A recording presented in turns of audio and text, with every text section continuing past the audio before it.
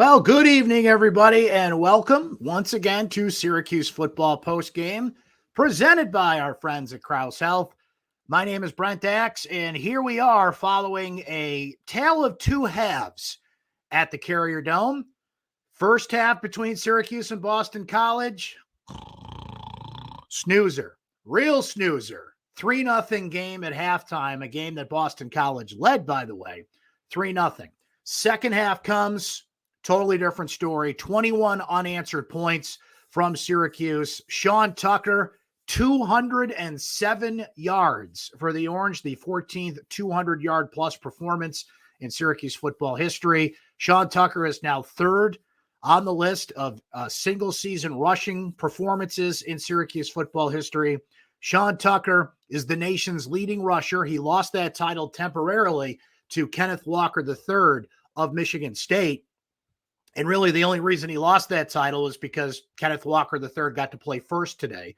Sean Tucker follows up, and Sean Tucker has himself a day at the Carrier Dome. Welcome to everybody. And as Cooper says it right here, folks, Sean Tucker's the real deal. You know what? Just give that kid the 44 already. No more excuses, no more committees, no more thinking about this, that, or the other thing. I know that there was a 44 in attendance today at the Carrier Dome. My man Rob Conrad, who I talked to last week about this very thing. You can read that piece up on syracuse.com. Maybe being in person today will convince Rob to get in the ear of Jim Brown, to get in the ear of the Little family, Deborah Little, who said she wants her grandson to get it in a couple of years when Blaze Little attends Syracuse, if he attends Syracuse. The Davis family, Terry Richardson, Michael Owens, talk to them all and say, give Sean Tucker the 44. I mean, what are we doing here? What do we just give that kid that number? He wants it. It's a legacy. It's time to revive that thing. He's certainly doing his own with the 34. And by the way, you can buy Sean Tucker 34 shirts. They are available now. We're in the name, image, and likeness era. I saw it up on the Manny's website. Just went up a couple of days ago, as a matter of fact. So I'm sure they'll sell a few more of those here in the modern era of college football. And all told, Syracuse beats Boston College 21-6, 21 unanswered points in the second half. So as good as Sean Tucker was, that Syracuse defense really stepped up today. A Syracuse defense that had given up 31.5 points per game in ACC play. A Syracuse defense that had shown some leaks in recent weeks. Didn't mean to rhyme there like Johnny Cochran, but it just wasn't its dominant self. They had done enough to win. They had done enough to come up with big plays in big spots.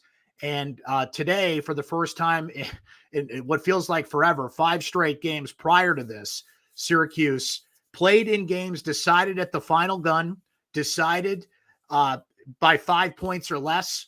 The Orange win today, 21-6. So that streak is over. I was looking hairy there for a while, but a big-time second half for the Orange here. As Mary Ellen says, glad they came alive in the second half. Great game. Tucker. He's the man. Maybe they've turned the corner. I agree. He deserves the 44 at this point. Michael disagrees, saying, let Tucker make 34 the new standard. The Yankees didn't unretire 3, so Mantle could make 7 iconic. There's certainly an argument to be made there as well. Williams says, give him the Heisman Trophy.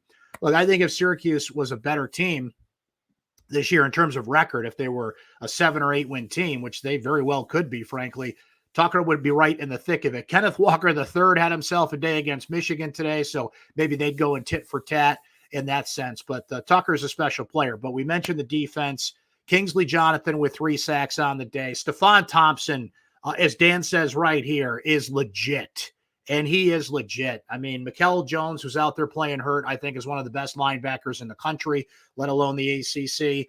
Marlowe Wax, unfortunately, got a little banged up in this game, but he's terrific. Thompson was all over the place. Kingsley Jonathan with a huge day. Garrett Williams playing hurt, comes out and makes play after play. 7 tackles, breaks up a number of passes. Zay Flowers, the Boston College wide receiver, had himself a day. Don't get me wrong. He had a great day catching the ball against Syracuse, had 114 yards, got behind that defense a little bit. He's a special player. And Garrett Williams is not playing 100% and still went out there and broke up a number of passes here. Give me a sec here, guys. I'm going to just check here. Okay, Coach Babers is not at the podium yet. So when Dino comes into the podium, we'll go to that live and listen into a few things that he had to say after this one today. And Syracuse is now one game away from being bowl eligible. Once again, first time since 2018. Eric Dungy amongst those back in the Carrier Dome today, by the way, homecoming weekend at Syracuse. And not only does Syracuse get one win away from being bowl eligible at 5-4 in this football game. First time they win by more than 5 points. All those games, 5 points or less at this point, right? They get a win over Boston College for the first time in a couple of years. This is the third straight time Syracuse had hosted BC at the Dome. First time in the 55 years, 55 times plus, I should say, they played over the years that BC came to the Dome 3 years in a row. And they had bitten Syracuse 2 times prior to that. 58-27 2 years ago, which, remember, leads to the firing of Brian Ward as the defensive coordinator and brings in Tony White. Well, Tony White's defense today drops the hammer on Boston College and holds the Eagles to just 6 points on the day. Last year, a 16-13 game, a back-and-forth game all the way. Frankly, Syracuse got robbed a little bit in last year's game when Sean Tucker was called for a fumble that was not a fumble, frankly. And BC went on to hold on to that one. Jacobian Morgan starts that game a year ago, if you can think to where Syracuse was in 2020 on the way to a 1-10 season. And now here they are at 5-4 and one game away from being bowl eligible here. So I like this comment here while we wait from Dino, from Michael, who says, Syracuse football freshman running back Sean Tucker is the nation's leading rusher. School record, 7 straight games over 100 yards. 1,267 yards rushing, all the numbers there. Michael, he did a great job just laying it out here. Look at what this kid is doing. Maybe he'll get a little more love in terms of the Heisman and some national conversation. Again, if Syracuse was a 7-win team, which they frankly could be, they could be 7-2. A couple of those close games they just played and go the other way. You know, they're 7-2, and he is squarely in the conversation for the Heisman. As a Heisman voter, I can tell you, basically there's a lot of people out there that just kind of follow the headlines and, don't really look beyond certain things in terms of regionally, everybody's got their own biases, right? But frankly, these Heisman trophies always go to players on winning teams, 8, 9, 10-win teams, national championship caliber teams. Just look at the recent run of Alabama players and big-time players, Baker Mayfield at Oklahoma, that have won the Heisman Trophy. That's who it goes to. And I'm not saying it should be that way, because Tucker should be at the very least in the conversation for this thing, given the special season he's having. And maybe he's got a couple more games to go to prove that here. But one way or the other, man, Syracuse has itself a pretty special player, and he is a pleasure to watch at this point. Doak Walker Award goes to the best running back in the country, as Blake points out here, and that is pretty much down to him or Kenneth Walker III, former Wake Forest guy, now at Michigan State. By the way, what a game today between Michigan and Michigan State. I'm sure a lot of you watched that game before the Syracuse game today. Whoa, mama, what a barn burner that thing was. One of the most entertaining football games of the year, really, in the past couple of years in college football. And there's been some good ones the past couple of years for sure. So it'll be between those two. Greg points it out here, and credit where due. Whoop, there it is. Great halftime adjustments today, and two teams clearly heading in different directions, Syracuse and Boston College. I see Dino Babers has come to the podium. So what do you say we take a listen into what the head coach has to say after this one? I like to start off with a G3. I'll break that down one of these days. But it was an amazing game.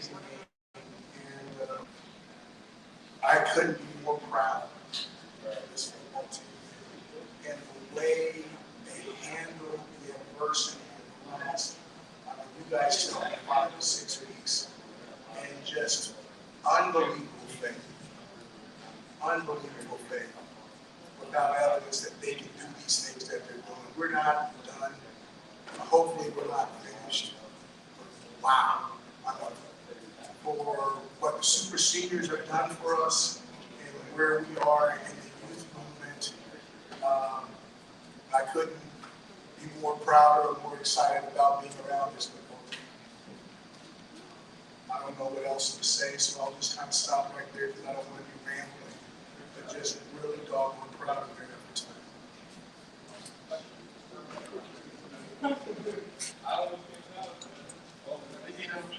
You had to know they were going to try and stop the run, and obviously you were intent on trying to run the ball. What led you to stick with that? Is it just kind of the nature of going against the stacked box? You know, you hit one, you got to go for a lot. There's no one back there. We really wanted to. They had got a couple in a row. This is a rivalry game, but we threw some balls. We attempted some balls, but we really wanted to win the football. But we really wanted to be physical, and then we had a bunch of cats down. When you look at the starting lineup, it was like whoa, whoa, whoa. But those backups, they were like, we can do this, coach. Halfway. Okay. We'll see you at halftime. And they were really pressing me. But they came out in the third quarter and go beyond the D. Go beyond the D. They were a sight to see. I'm not sure, but when the ball's moving, I don't know what was. The punt return was big. The Schrader run was big. The Tucker run was big. Those were like deep passes. You don't get to see the ball in the air. It's tucking into your arm the whole time. So I'm really excited with the results.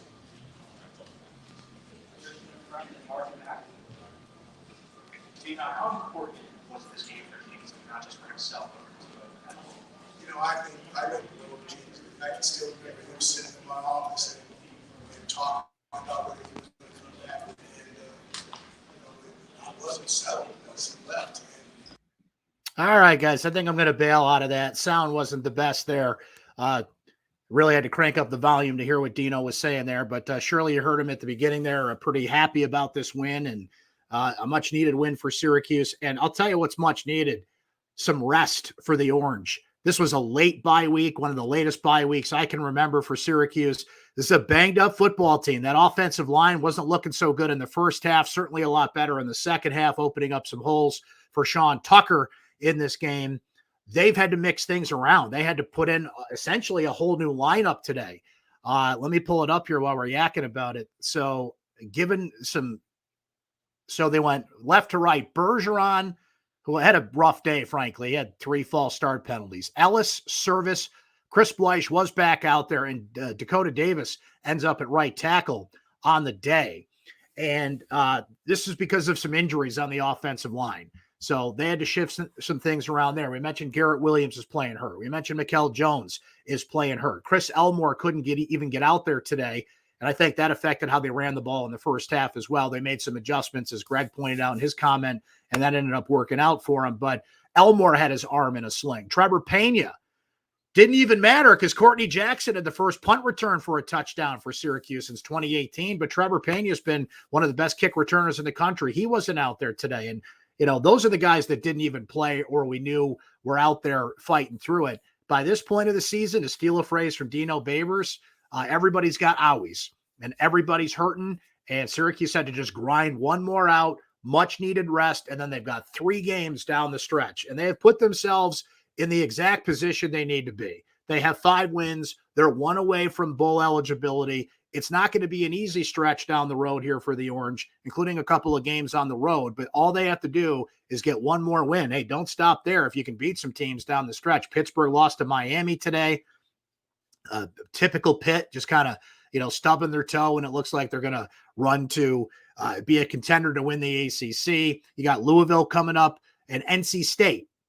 At Louisville, at NC State, home to Pittsburgh to finish the season. There's a win in there somewhere for the Orange. There's 6 wins there. That's a bowl game.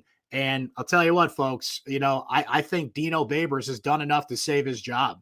I think we're at that point now, right? I mean, you got to see how the last 3 games play out here because, that's football, Susan. Anything can happen here. But I think John Wildhack certainly got enough to say, look at how this team is playing and grinding and winning close games, getting through close games.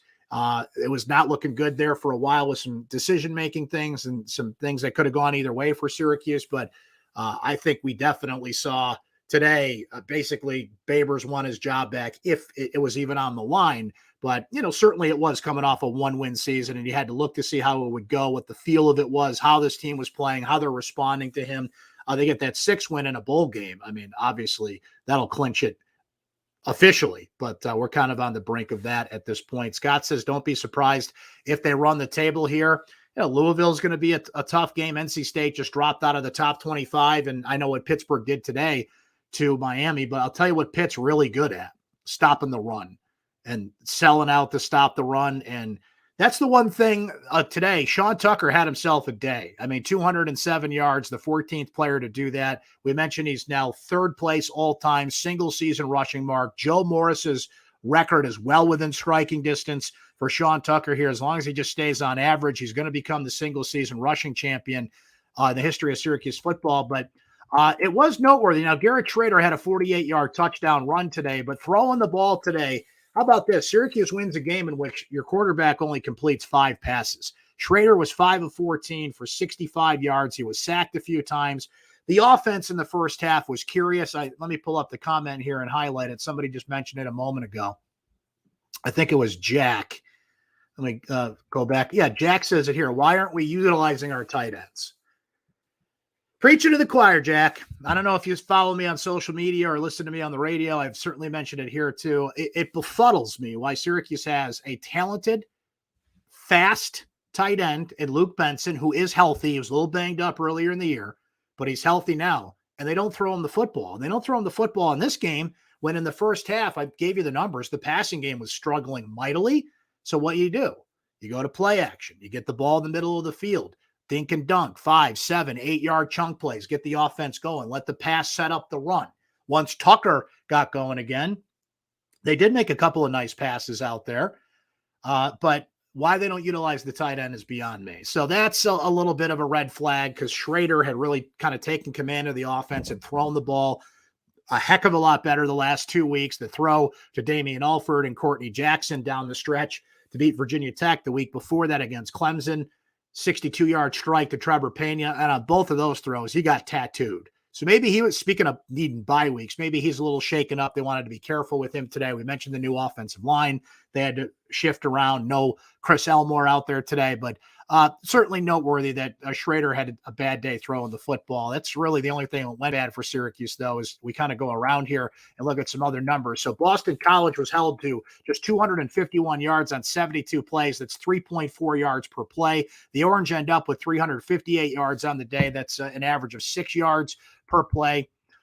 4 penalties for the Orange, all false starts, 3 of those by one player in Matthew Bergeron. So obviously that's got to get cleaned up. The Orange defense held Boston College to 5 of 18 on third down today. The Orange just 4 of 13 themselves on third down. For Boston College, 2 quarterbacks got in. Dennis Grossell, 9 of 17 for 93 yards. And then Emmett Moorhead, who's got a nice arm, but just has to, figure out that accuracy. 6 of 15, 87 yards.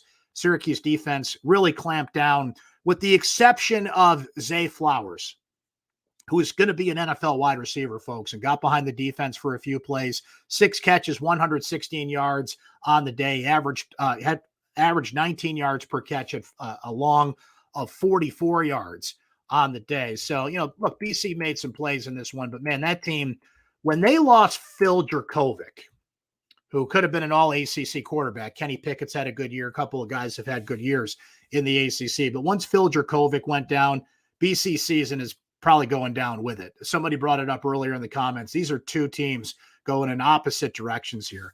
And as William says here, the defense allowed 0 touchdowns. They deserve some mention on how well they are playing.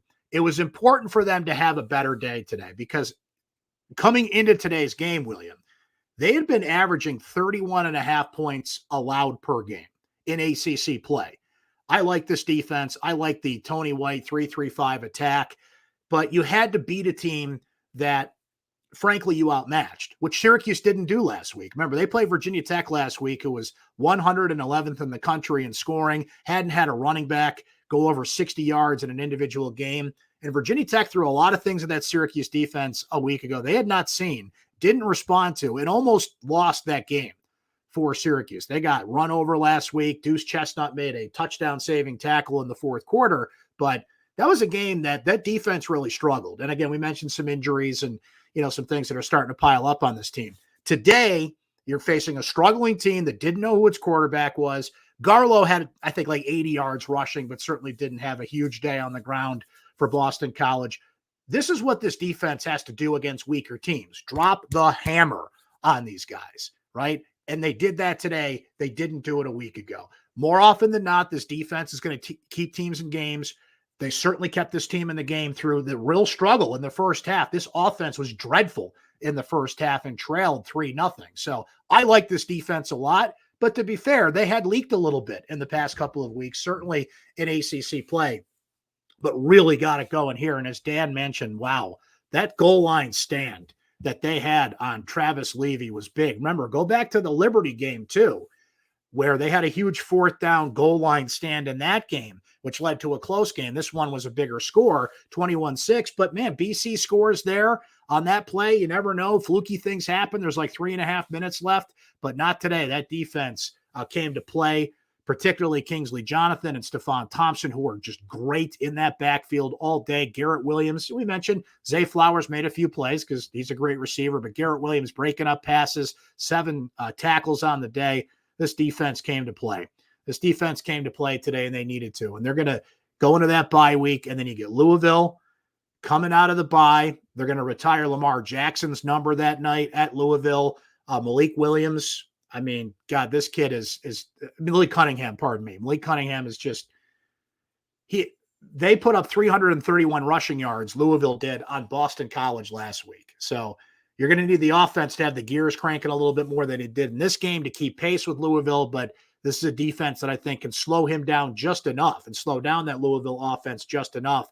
To me, I think that's going to be a much more back and forth shootout type game than the one we saw today. This one was kind of in the mud pit for a while. I thought there was another leak in the Carrier Dome roof, and somehow mud got on the artificial turf in the dome. But no question about it, the defense really, really stepped up today.